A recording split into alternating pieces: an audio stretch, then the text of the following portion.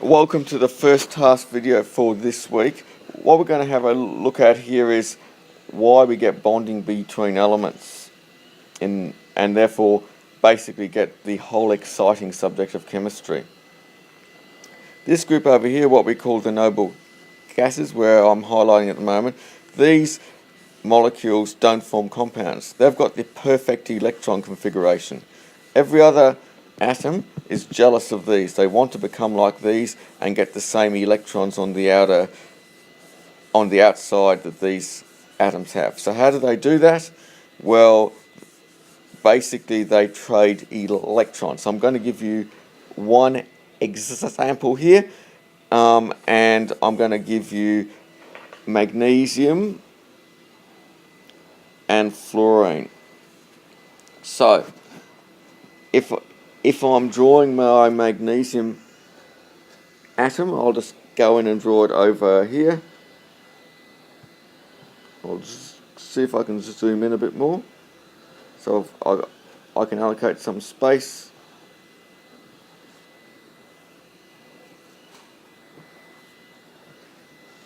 There we go.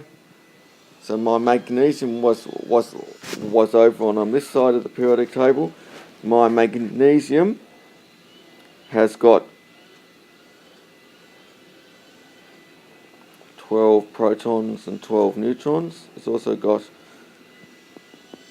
12 electrons, 2 in the first orbital, 8 in the next shell, 5, 6, 7, 8, and then 2 in the one. Now magnesium wants to become like its closest noble gas. If we go back on the periodic table, I'll zoom out again, we'll see that magnesium's closest noble gas, there's magnesium,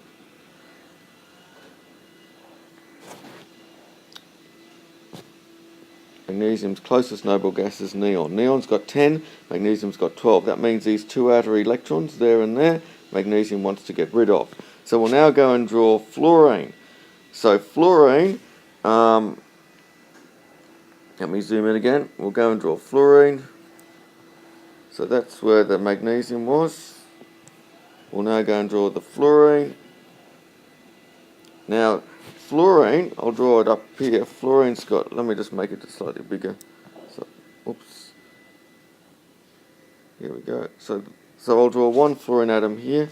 Fluorine in the middle has got 9, I'll write P for protons, 10 neutrons, because it's the 9th element of the periodic table, which means in its K shell it's going to have 2, and the next shell is going to have 7 to make up the 9.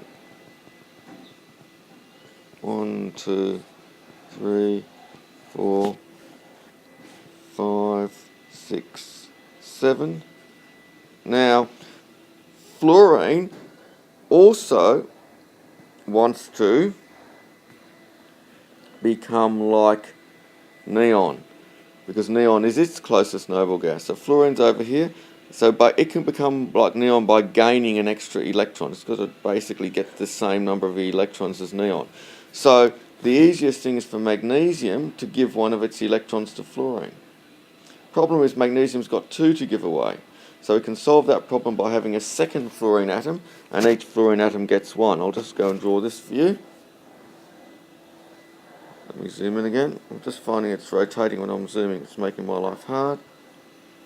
So I'll now go and draw the next fluorine atom. Same deal as last time. In fact, I've got to zoom up slightly before I do this. Rotate around. So my next fluorine atom has got in the middle 9 protons, 10 neutrons,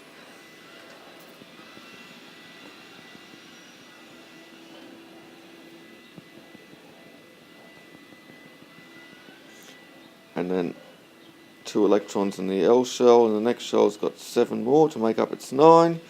Again, it's got a nice little gap too. So all that happens when we form a compound is that magnesium says, lovely, I can now get rid of my 2 electrons. One of these heads this way, one of these heads the other way, and we end up then with the magnesium atom being positively charged,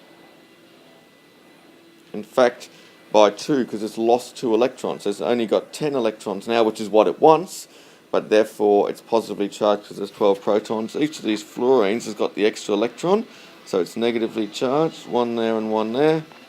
And the formula for the compound is MgF2.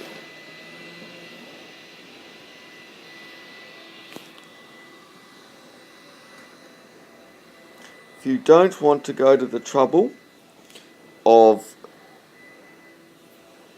doing it that way, you can just have a look from the 2 plus and the minuses to work out how things balance. So I'll need 2 minuses to balance the 2 pluses, and your alternative is to have a go at building it. So actually go and get the actual kits out, get one of those grey balls with 2 holes in them to represent the magnesium, and the fluorine, one of those green balls with a hole in, and join them up, and you'll see the only way you can connect everything up so there's no holes left over is by having 2 of the fluorines and 1 of the magnesium.